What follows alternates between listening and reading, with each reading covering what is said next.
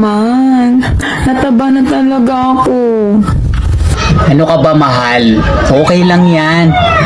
Para kang ang Barbie. Talaga, mahal? Mukha akong Barbie? Oo, barbecue. Ang ina mo.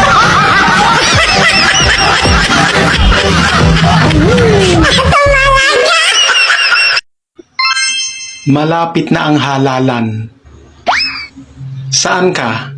Sa tamang daan? O sa 500?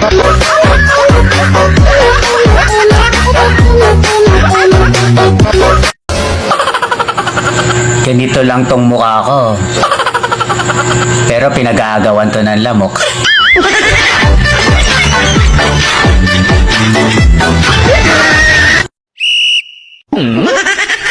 Dalawang beses lang pala kumakain sa loob ng isang araw ang mga marites. Tanghalian, hapunan. Bakit?